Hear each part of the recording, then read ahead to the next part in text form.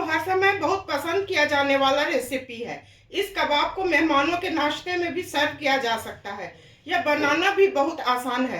Hello दोस्तों, मैं Sujata Sujata kitchen के नए ब्लॉग में आप सबों का स्वागत है। अभी सर्दी का मौसम है और बहुत ताजा हरा मटर मिल रहा है, तो आज मैं विचार की कि मटर का कबाब बनाऊंगी। तो चलिए आप लोगों से मैं शेयर करती हूँ कि मैं क्या क्या सामग्री ली हूँ।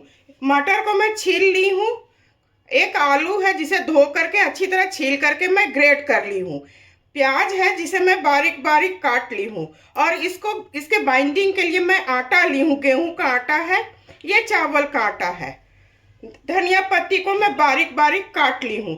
तो सूखे मसाले में साबुत जीरा है, गरम मसाला है, अदरक है, मिर्चा है जिसे मैं काट ली हूँ, नमक, हल्दी और पोस्ता दाना जिसे खसखस भी बोला जाता है, चाट मसाला है, हींग है, कश्मीरी लाल मिर्च है। तो सबसे पहले मैं मटर को दरदरा पीस लेती हूँ। मटर, अदरक और हरी मिर्च इसे मैं काट ली हूँ, इसे पीसने में आसान होगा। साबुत जीरा और गरम मसाला है, लौंग, इलायची, बड़ी इलायची, तो इसे मैं दरदरा पीस लेती हूँ। केवल इसको पीसने में यही ध्यान देना है कि इसका पेस्ट नहीं बनाना है।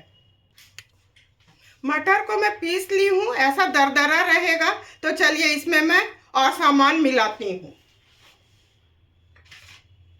बारीक कटा हुआ प्याज, ग्रेटेड आलू, धनिया पत्ती, इसे ऐसे फैला देती हूँ, धनिया पत्ती,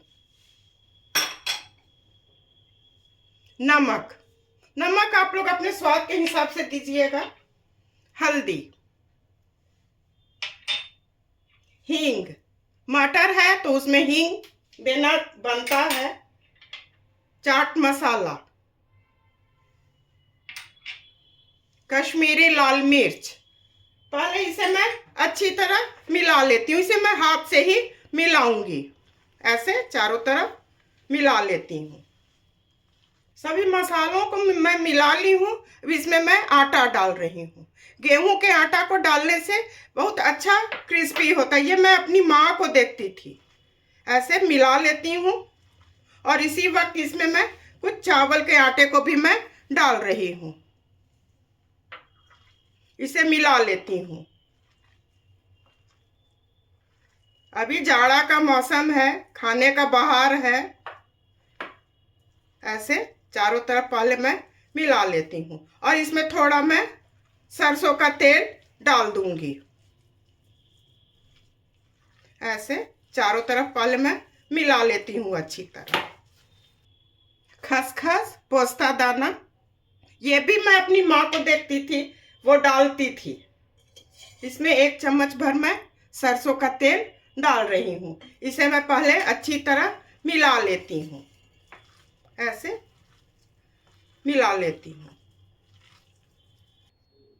मैं सारे चीज को अच्छी तरह मिला ली हूँ। अब एक नींबू के आकार का ऐसे कर लीजिए आराम से, ऐसे इतना बड़ा। आप गोल भी फ्राई कर सकते हैं, पर मैं इसे थोड़ा ऐसे दबा दूंगी। इसी तरह से मैं सारे को पहले बना लेती हूँ। सारे को मैं बना ली हूँ। तो चलिए अब चूल्हे की तरफ इसे मैं फ्राई करती हूँ।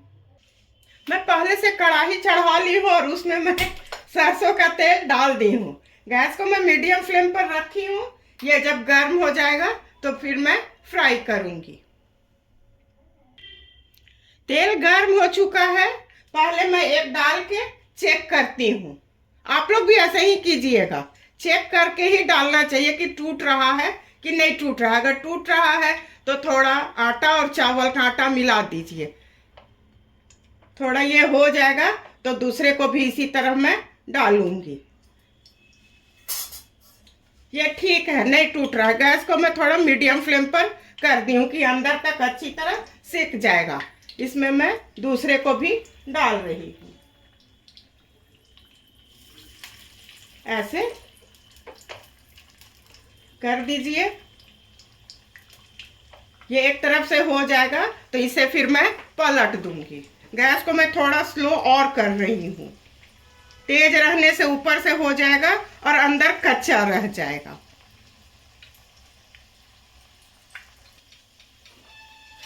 ये एक तरफ से हो चुका है, इसे मैं पलट रही हूँ।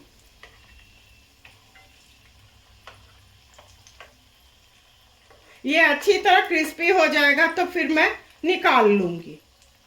ये दूसरी तरफ से भी हो चुका है, इसे मैं पलट रही हूँ। देखिए कितना अच्छा गोल्डन कलर आ चुका है। आप लोग बना लीजिएगा, बहुत आराम से बना लीजिएगा। ये अच्छी तरह हो जाएगा तो इसे मैं निकाल लूंगी। ये हो चुका है, इसे मैं निकाल लेती हूँ। गैस को बिल्कुल स्लो कर दी हूँ और ऐसे कर दीजिएगा तो जितना भी एक्स्ट्रा तेल है वो निकल जाएगा। इसी तरह से मैं सारे को पहले फ्राई कर लेती हूँ। मैं सारे हरे मटर के कबाब को फ्राई कर ली हूँ, इसे भी मैं निकाल रही हूँ। चलिए अब सर्व करने की बारी है, तो मैं अब सर्व करूँगी। ये भी अच्छी तरह हो चुका है। गैस को मैं ऑफ कर रही हूँ। हरे मटर का कबाब बन के बिल्कुल तैयार है। देखिए कितना अच्छा ये बना है, क्रिस्पी है। आप लोग भी बनाइए, अपने परिवार के साथ खाइए, एंजॉय कीजिए। मैं उम्मीद करती हूँ कि आप लोगों को मेरी रेसिपी और मेरा काम अवश्य पसंद आया होगा। इसी तरह से सुजाता किचन के हौसला को आप लोग अफजाई करते रहिए। मेरे चैनल को लाइक, शेयर और सब्सक्राइब कीजिए। धन्यवाद।